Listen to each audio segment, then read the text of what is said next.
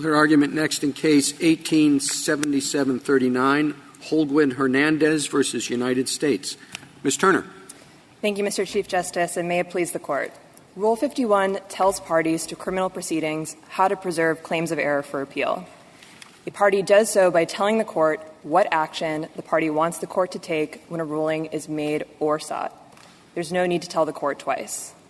In every federal court of appeals except the Fifth Circuit, this rule means what it says in the context of sentencing proceedings.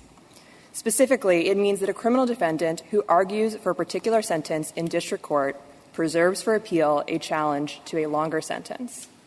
In the Fifth Circuit, however, a criminal defendant, like petitioner here, must argue for a particular sentence in district court during the sentencing hearing and must object to any longer sentence as substantively unreasonable after the sentence issues.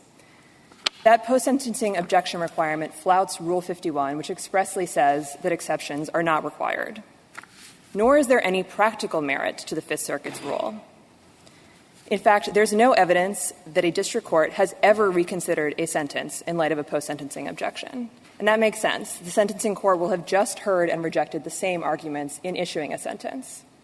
Recognizing that the Fifth Circuit's rule is indefensible, the government does not defend it. Instead, it supports amicus, the petitioner here. And amicus tries to defend the judgment below on alternative grounds. According to amicus, a party must identify the length beyond which a sentence is substantively unreasonable. But substantive reasonableness is not a freestanding requirement under the Sentencing Reform Act. It is simply a standard of appellate review.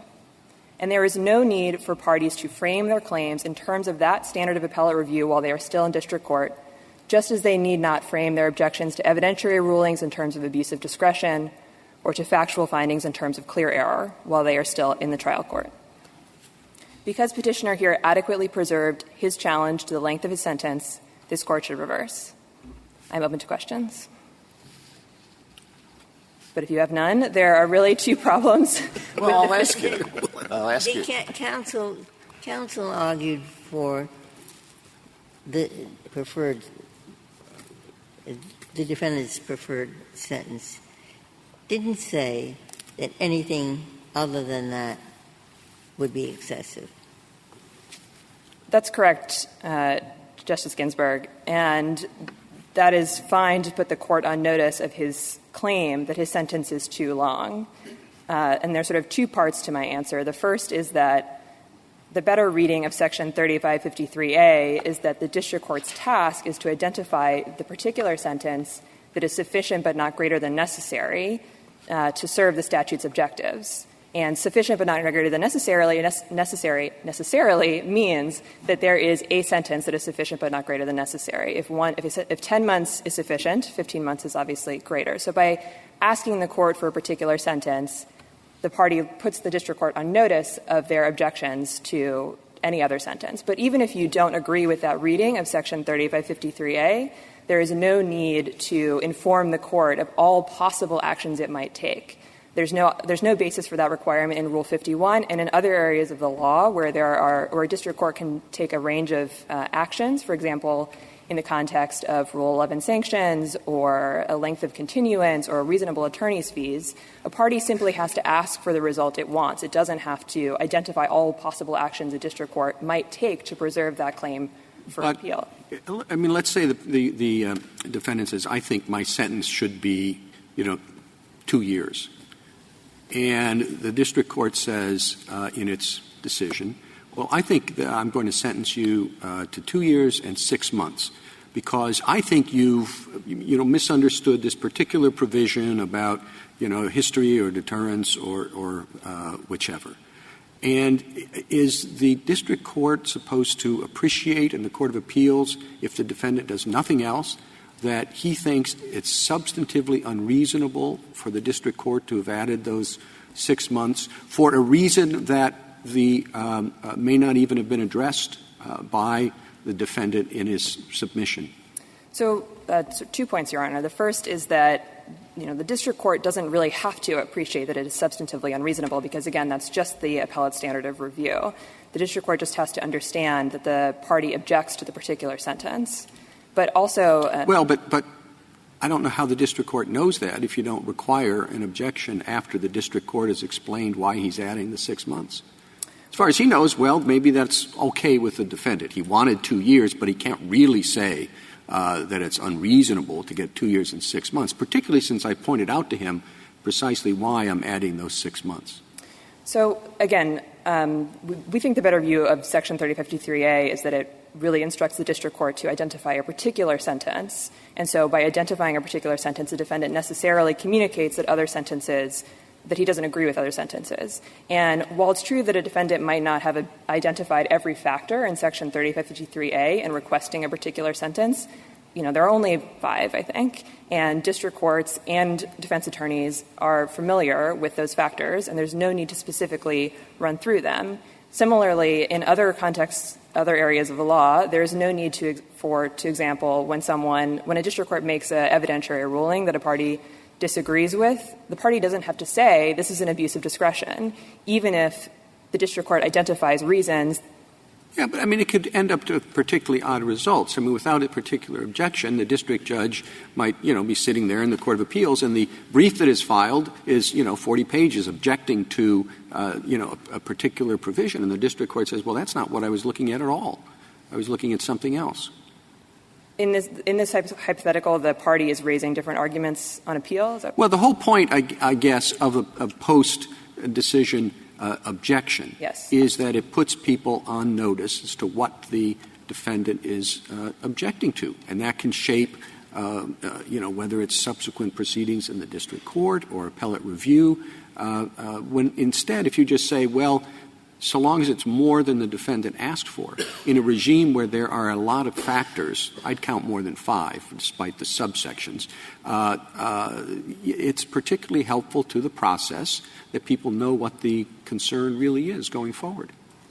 But again, that is just the appellate standard review, and Rule 51 is explicit in saying that post-ruling objections are not required if you have already informed the court of the action that you wish it to take. And there's no reason to alter that approach in the sentencing context. Do you think that under the so-called parsimony principle, there is one precise sentence in every case that serves all the interests of sentencing but doesn't do so to an excessive extent? That is the district court's task, is to find the sentence the district court determines is sufficient but not. And there's just one. So let's say it's 11 months. That is the sentence called for by the Sentencing Reform Act. Not 10, not 12, 11. So it's not that there's some platonically correct sentence, but the district court's task is to determine the sentence that, in its view, is sufficient but not greater than necessary. And that's, inherent in sort of this parsimony principle. That's what that language means. If 10 months is sufficient but not greater than necessary, 10 months and 1 day is greater than necessary. Well, if it is not the case that the parsimony principle identifies one particular precise sentence that is the correct sentence, then for defense counsel to say 11 I urge you to sentence my client to no more than 11 months, that's different from saying that a sentence of 12 months would be outside the range of reasonableness. Again, Your Honor, which is what would have to be shown on appeal. It is a sort of a different argument on appeal, but it is no different than, again, if you were on appeal and you had to argue that the district court's ruling was an abuse of discretion, you don't have to make that abuse of discretion argument in district court, even though that is how you would have to frame your argument on appeal. It's exactly the same here, and we're just asking for those same rules to apply in this case. I'm sorry. What if defense, just along the same lines very quickly, what if defense counsel says, look, I understand that the guidelines range is 10 to 12 months, and I know that that's presumptively reasonable, and I'm not going to argue with that, but I urge you to sentence my client to no more than 10. And the judge says, well, I'm sorry, I'm going to choose 11. Can the defense counsel then argue on appeal 11 was unreasonable? If the defense counsel has said that 10 to 12 would be acceptable, or if he has only asked for 10? He says, I understand that's the range, and that's a reasonable range, but I think the appropriate sentence here is 10. So if the defense counsel simply identified the guidelines range and then asked for a particular sentence, then yes, I think that defense counsel could argue on appeal that 11 months was substantively unreasonable. However, if a district court or if a defense counsel said something like, anything in the 10 to 12 months range is fine with us, and we think you can do that. In that case, arguably he has not preserved an objection to an 11-month sentence. But it would depend on the context of what exactly defense counsel had said. And there's no reason to craft unique rules in this context. Ms. Kendrell, amici seems, in my mind, to be arguing not differently than you are, that you don't need to make necessarily an objection after the fact in all circumstances. He seems to be arguing that the circumstances, though, in which you don't have to renew afterward are those where you lay forth the reasons for why you want something. And so that you merely saying, I think 10 months is enough, is not enough. That doesn't put the district court on notice of the reasons you think 10 months are enough. And so that he's basically, I think he'll speak for himself, obviously, but assuming his argument in my question, that you need to put the district court on some sort of notice what the basis is for you believing that 10 or 12 or 11 months is the right number. And that if you don't do that, then you do need to, you haven't preserved your objection adequately. How do you address that?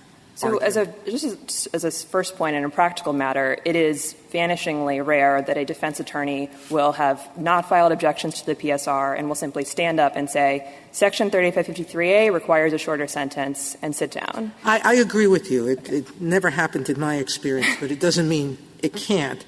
And so the question is, for a reviewing court, when it gets that situation, what is it looking at to make a judgment as to whether or not the objection was adequately preserved when it wasn't restated at the end? I'm sorry.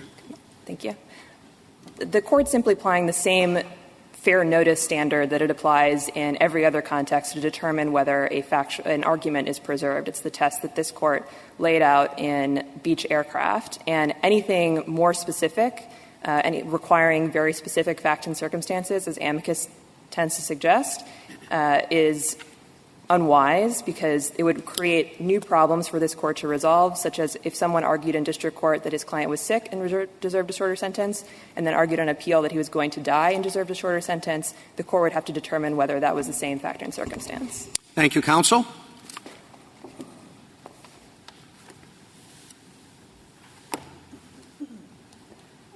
Ms. Ratner? Mr. Chief Justice, and may it please the Court, I want to be very clear about what is and is not preserved when a defendant argues for a lower sentence than he receives. There are 3 key points. First, a defendant who argues for a lower sentence does preserve the claim that the district court unreasonably declined to grant the leniency requested. Second, a defendant does not preserve any procedural challenges or any challenges, however labeled, that go to something other than the length of the sentence. And third, a defendant who argues for leniency on one ground in the district court does not preserve a claim for leniency on a different ground. Those 3 points all come from the same overarching principle that parties need to give the district court an opportunity to consider and resolve their claims. But under Rule 51, they need to give the district court one opportunity, not 2. And that's fundamentally where the court below erred. I think that Petitioner has highlighted some of the problems. On your first 2 points, in my experience, a substantive unreasonableness claim is almost always coupled with a procedural failure to explain claim. And you're saying you don't need to object for the first, but you do need to object for the second when they're almost always coupled. So let me make this very clear. We think Rule 51 applies equally to both of those. We think that as a practical matter, the first half of Rule 51, the affirmative request, is often going to be the way that substantive reasonableness claims are preserved, whereas as a practical matter, the second half of Rule 51 is often going to be the way that procedural reasonableness claims are preserved, and that's just because of the way sentencing hearings occur. So the whole point of sentencing hearing is for parties to advocate to the court what they think the appropriate sentence is. They put the district court then on notice of those arguments. By contrast, a party isn't going to have the opportunity to tell the district court in advance, we think you've given an insufficient explanation, until they've actually heard the explanation. And so it's just because of that practical reason that those are going to tend to be after-the-fact objections instead of in-advance requests. And that we really do think is the key point here, that we're not asking for any sort of exception for Rule 51. It applies the same in the sentencing context as outside the sentencing context. It applies to substantive reasonableness claims and procedural reasonableness claims. We're just asking, is this particular claim one that the district court has already had an opportunity to consider? And on your third point about providing the ground for the claim on appeal, by that do you mean just a citation to a general category of sentencing consideration, or do you mean a specific argument or pointing out specific facts? What do you mean? We mean that the circumstances that the defendant feels are important under Section 3553A in order to entitle him to the lower sentence he's asking for. And so to give a simple hypothetical, a defendant who is in the district court and says, I deserve a below-guideline sentence because of my family background and mitigating circumstances in my family history, has not preserved a claim for appeal that he deserves a below-guideline sentence because of his reduced role in the offense. That hasn't fairly put the district court on notice of the substance of his claim, and so that can't be thought of as having sufficiently preserved the claim. I take it that you're not suggesting that one of those grounds has to be specifically linked to a statutory factor. Is that correct? We aren't. Again, the overarching question is going to be an issue of fair notice. So as a general matter, no, it's not necessarily the case that those types of factual circumstances have to be particularly tied up to deterrence or the seriousness of the offense or what have you. I could imagine a case where a defendant's argument is so intimately tied to one of those factors that it hasn't really given the district court fair notice, which, again, we think is the touchstone. But in the ordinary case, no, we don't think that that's going to have to be tied up that neatly. How do we write I'm sorry. How do we write this opinion? Do we need to get into all of this? Are you asking us to give us a sort of Bible, this preserves enough, that doesn't preserve enough? Is it adequate for us just to say it's too absolute a rule to require a specific objection under all circumstances, so long as a defendant has given us given the district court notice of its grounds for a particular different sentence than given, that's enough? So, Justice Sotomayor, I think that you could write an opinion that says the Fifth Circuit's rule is wrong. It's too absolute a rule in requiring a post hoc objection. But I do think there would be significant value in the court offering some clarity. For you, obviously. Well,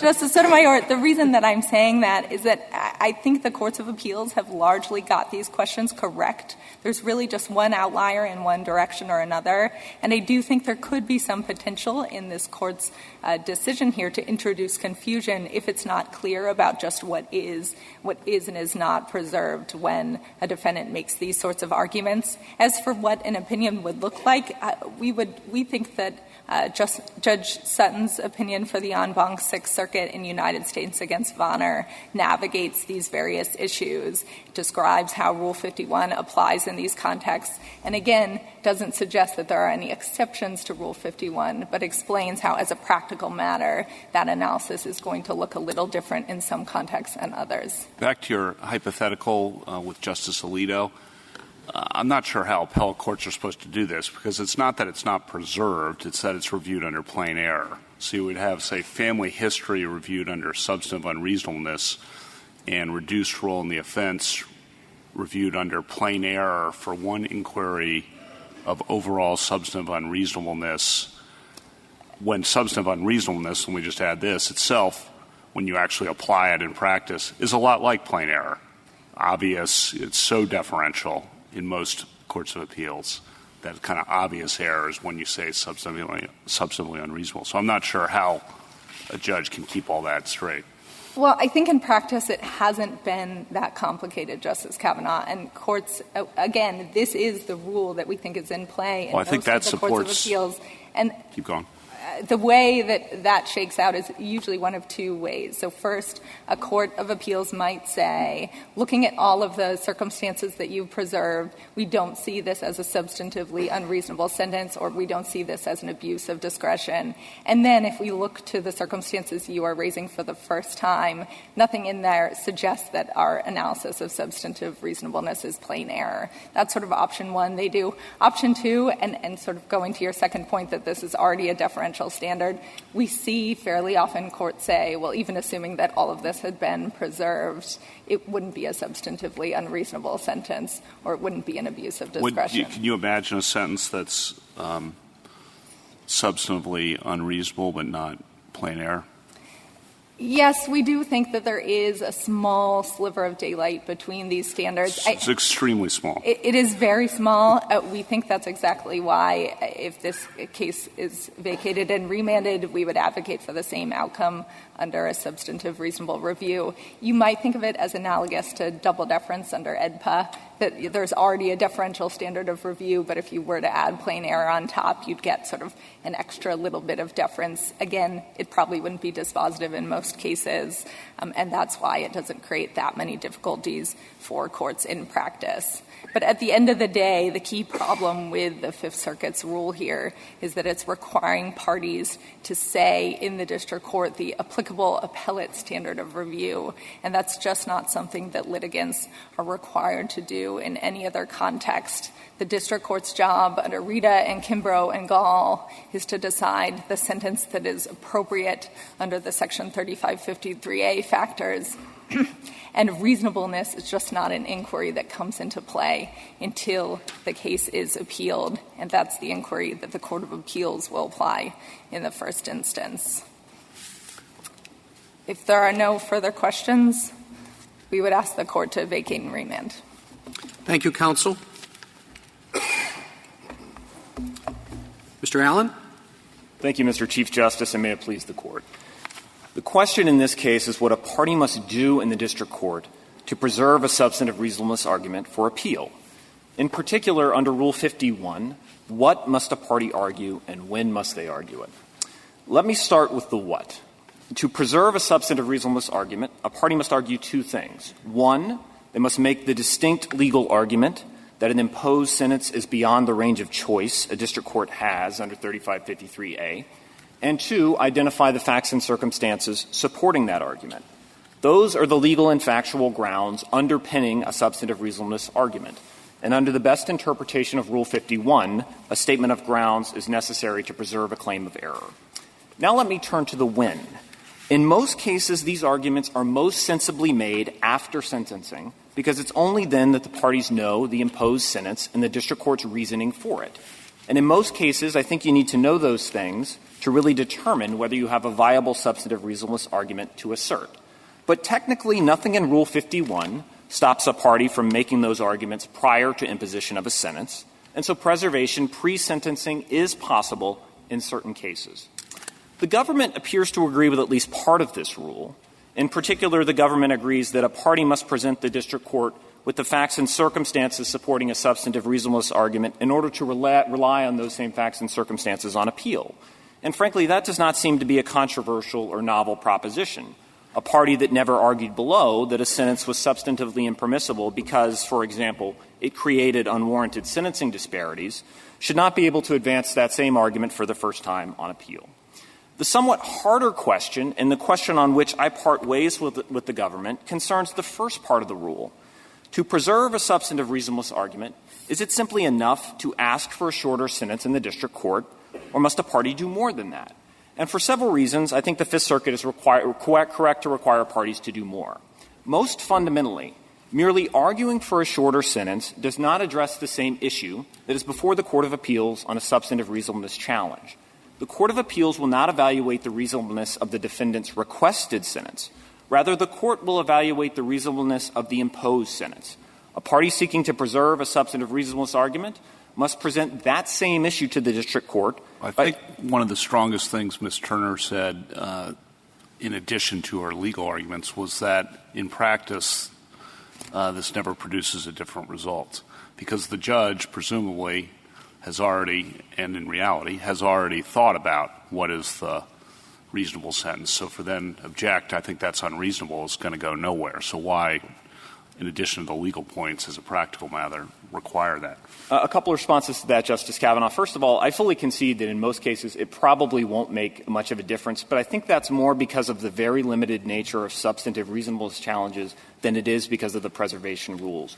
Substantive reasonableness challenges are very difficult to win because most of the time district courts are sentencing well within the discretion that they have. So I fully concede that most of the time it won't make a difference. However, I don't think that means that it won't always have some benefit. And I think it will have benefit in those cases where a substantive reasonableness argument is likely to have the most viability. And that's a case in which, for whatever reason, the imposed sentence differs dramatically from the sentence from the guidelines range and from the sentence the parties have requested. For example, if a defendant requests a 40-month sentence and the government, the court imposes a 200-month sentence. And these cases do happen from time to time in the courts of appeals. In that circumstance, I think it's likely that the district court has used reasoning and rationales that the parties might not theretofore have addressed or had an opportunity to argue about. And so in that situation, there is some benefit, I think, to having a party to apprise the court to say, Your Honor, I think the sentence you're imposed is not only one I disagree with, but is so excessive, it's outside the range of permissible sentences you could impose. And let me explain to you why that is. Let me engage with you on some of the reasoning you gave. Why the party thinks the court might have put too much weight on an impermissible factor, not enough weight on a very important factor. So the short answer is, in most cases, it probably won't make much of a difference. But in the cases where a substantive reasonableness argument is likely to matter the most, it very well could make a difference. In the hypo you raise, the counsel almost always raise a procedural failure to explain objection in your hypo. Judge, you haven't explained that sufficiently, right? Correct. And I think that gets to 2 points. One is, I think what's procedural and what's substance in this circumstance can get very difficult sometimes, and it's an issue that the courts of appeals have struggled with. For example, if you disagree with the district court's reasoning, is it a procedural problem because the court failed to adequately explain it, or is it a substantive problem because the court explained it, you just disagree with the reasoning the court gave? I think it could be argued either way, and I think the courts of appeals have sometimes struggled with what it is. Well, they mostly get funneled into procedural. Right? A lot of times they do, and as this court said very clearly in Gall, failure to adequately explain a chosen sentence is a procedural problem that I think everybody standing up here arguing today agrees that if you think a district court has not adequately explained its chosen sentence, a party should object to that in the district court and give the district court judge an opportunity to correct it.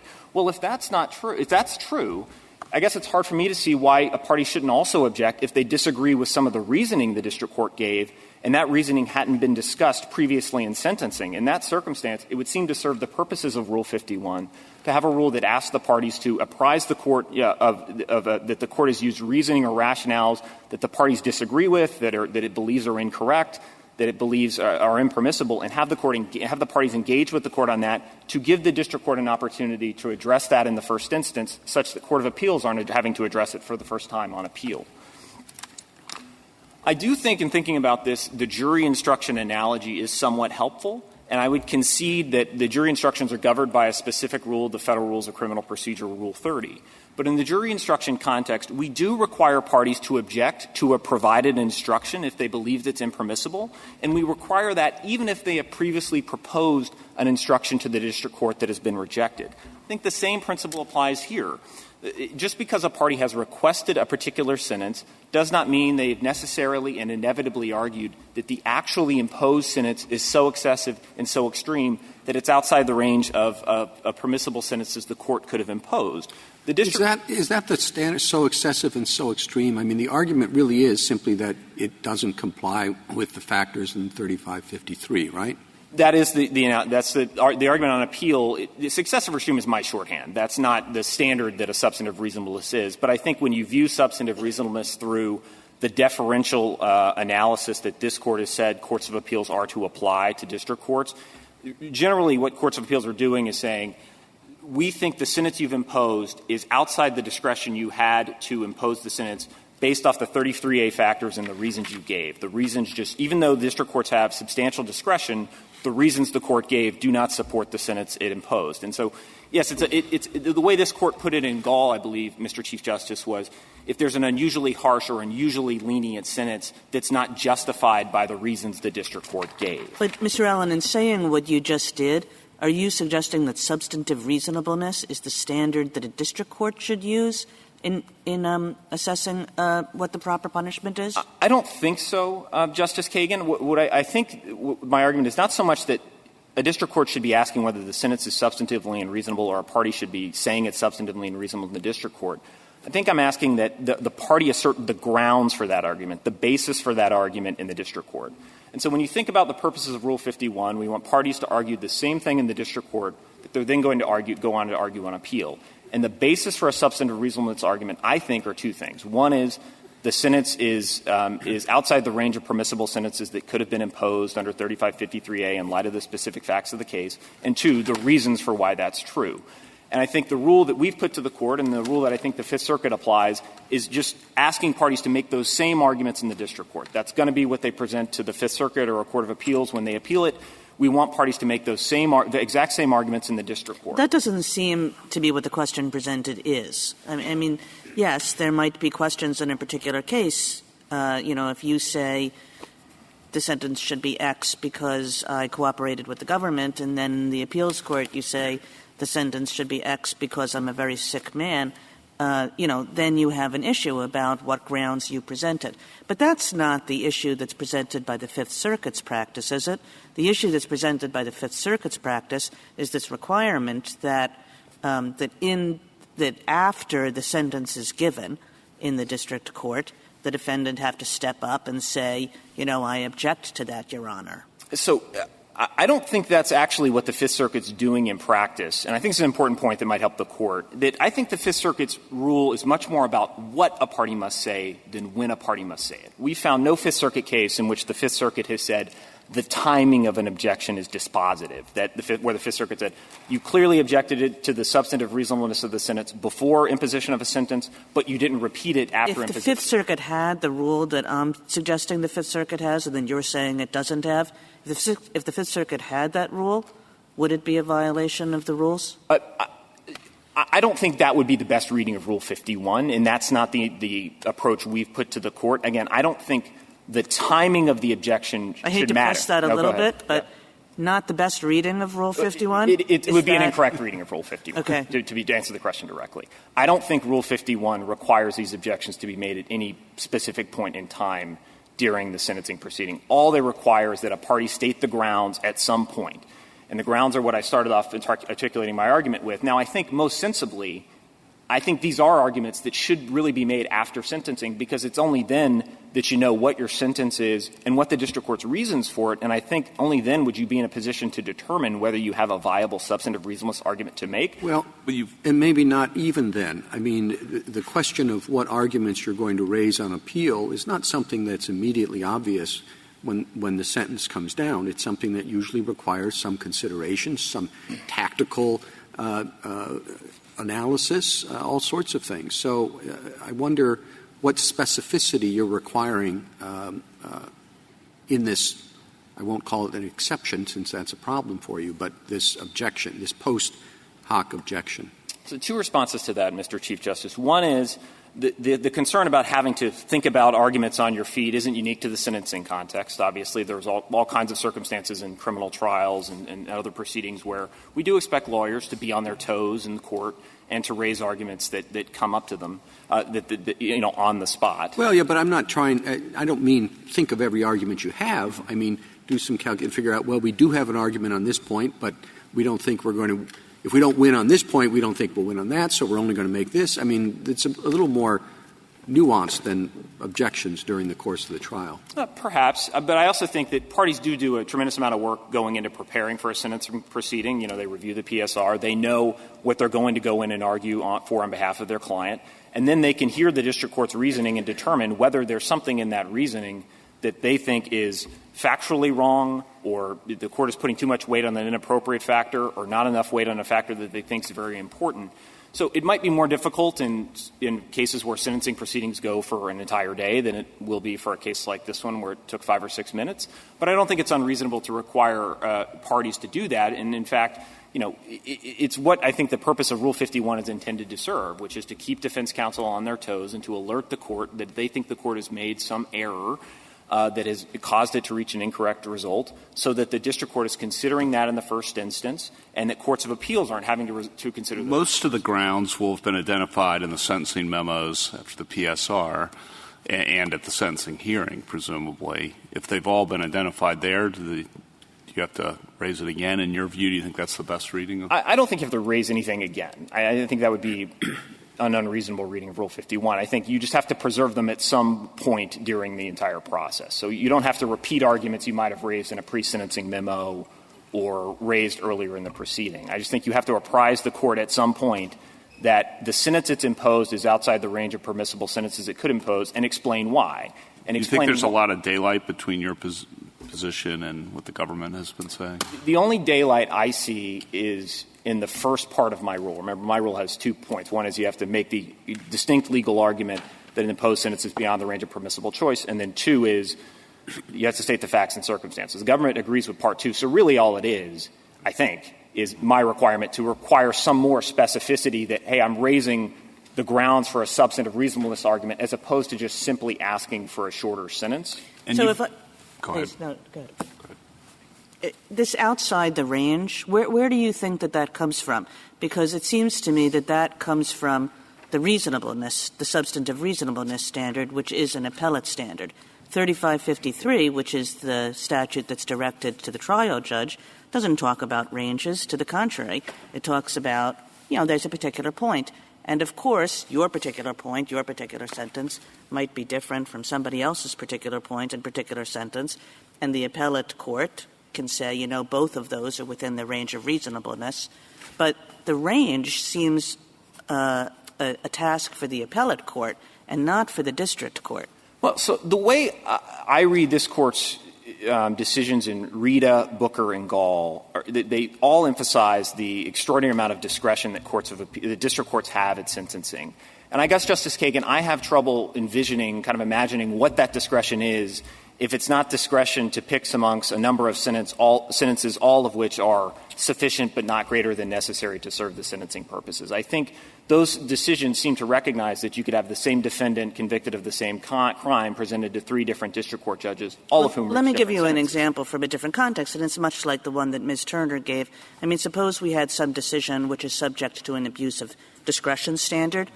What we wouldn't want to have happen is for the trial court to be making that decision and saying, I wonder, is this an abuse of discretion? No, we would want the trial court to be making the best decision that the court can make and then leave it to the appellate court to apply the abuse of discretion standard. And so to hear, why isn't the directive to the trial court to say, pick the sentence that's the single appropriate sentence you think under 3553, and then it's for the appellate court to say whether that falls within the range of reasonableness. So I want to be very clear. I do think it's still the district court's job to pick the sentence that's sufficient but not greater than necessary, and I don't think courts should be thinking about this in terms of what's reasonable or abuse of discretion.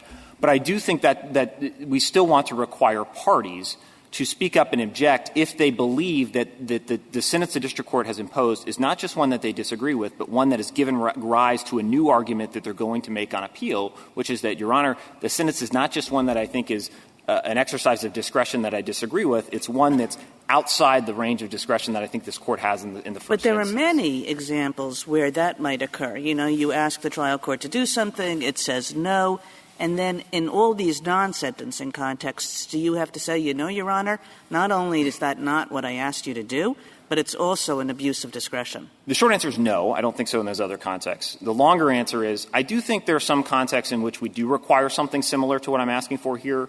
Jury instructions is probably the best example because district court judges do have discretion in how they shape jury instructions, and Rule 30 does require that if you think the district court has kind of gone outside the bounds of what it can do in the jury instruction context, you do have to apprise the court of that. I think sentencing should be a context in which we require something similar to that because of the parsimony principle in 3553A, because of the significant guided nature of the court's discretion and the special obligation the court has to explain its sentence under 3553C. So the short answer is I would not require this same requirement in those other contexts. The reason I think we should require here is sentencing is meaningfully different. Under the Fifth Circuit's rule, even if you don't object, it's going to be reviewed for plain error on appeal. And I'll ask the same question I asked Ms. Ratner, which is, can you imagine a sentence that's substantively unreasonable but not plain error? Because usually when appellate judges find it substantively unreasonable, they're saying, wow, the district judge really jumped the rails there. Yeah. And that sounds, that's the common reaction to a sentence that is found substantively unreasonable, and that sounds like plain error. I agree with Ms. Ratner on this. I think there is some daylight between plain error and abuse of discretion, probably not much. I do think many sentences that are deemed substantively unreasonable will likely satisfy plain error review. But I don't think it's exceedingly rare for an appellate court to find a sentence substantively unreasonable. It's exceedingly rare, yes, Justice Kavanaugh. But I don't think that's an issue this court should prejudge because plain error review, as this court has said, is a very fact-intensive case-by-case determination, and so I don't think the court should just say, well, every substantive unreasonable sentence will be plain error. It might well turn out to be the case, but I don't think the court should prejudge that. And by substantively unreasonable, you mean nothing more than an erroneous application of the 3553 standards, right? Well, correct, Mr. Chief Justice, although it would have to be so erroneous that it falls outside the range of substantial discretion that we understand district courts to have at sentencing. So it's not just it's wrong, it's very wrong. The way it's articulated in many of the appellate courts is very deferentially articulated. That's correct, Justice Kavanaugh. There's one question you asked that I did want to address. You asked the government of what would happen in the situation where you have some preserved arguments and some unpreserved arguments, and some of which are subject to plain error and some of which are subject to harmless error review, for example. That does come up in other circumstances. We were looking into this. It comes up in cumulative error circumstances where parties are arguing cumulative error. There are a number of errors below, some of which were preserved, some of which were not. It can come up in the ineffective assistance of counsel area where you argue that counsel was ineffective for some reasons but not others. The short answer is it can be difficult, but courts of appeals have found ways to deal with it. And the way they do it is typically what Ms. Ratner said. They start by looking at the preserved errors, sort through those to see whether there's any grounds to reverse on that, and then go to the unpreserved errors. But I guess the point I would make is courts of appeals have found a way to deal with it. They haven't just said, oh, just because we have this problem, we're just going to assume everything is preserved and go on to consider it. A couple more points, Mr. Chief Justice. One thing this Court had said in Gall I think is helpful in thinking about this. This Court said in Gall that if a district court judge determines that an outside guideline sentence is warranted, he must, quote, consider the extent of the deviation and ensure that the justification is sufficiently compelling to support the degree of the variance. Well, I think in most cases you won't know whether the district court's justification is sufficiently compelling until you hear the court's sentence and the reasons for it. It's only then whether you can assess whether the justifications are sufficient to support the unusually harsh or unusually lenient sentence. And if it's not, I think it's reasonable, to require a party to object and explain to the court why that's true. And I think that's something that Rule 51 reasonably requires in asking parties to preserve their grounds for the argument. If there are no further questions, let me leave the Court with one final thought in thinking about this case. I think it's beneficial to consider not the run-of-the-mill sentencing case, but the sentencing proceeding in which a substantive reasonableness argument is likely to have the most viability. And that's when an imposed sentence differs dramatically from the guidelines range and likely the sentence that the parties have been advocating before it. In that circumstance, I think it's important to craft a rule that asks the parties to engage with the district court about the sentence it imposed and the reasons that it gave for doing so. Otherwise, courts of appeals will have to address address those issues in the first instance. The better rule, I think, is if a party believes that an imposed sentence is so excessive that it's beyond the range of choice that 3553A allows, they should make that specific argument to the district court and identify the facts and circumstances supporting it. Thank you, counsel. 2 minutes, Ms. Ratner. I'm sorry, Ms. Turner. Thank you, Mr. Chief Justice.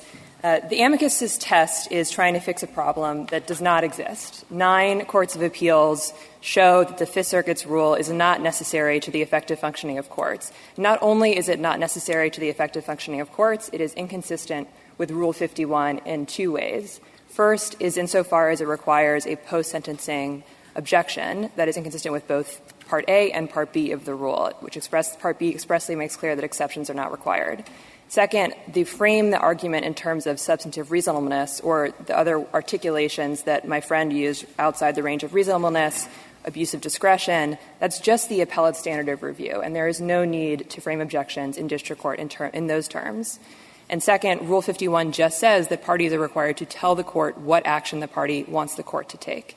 This facts and circumstances argument is, as Justice Kagan remarked, outside the question presented. But just to briefly say a few things, all we are asking this court to do is to leave it to lower courts to apply the same fair notice standard that they apply in other contexts in this context, and that grounds language that my friend is relying on is not found anywhere in Rule 51. It is only — Disagree with the government.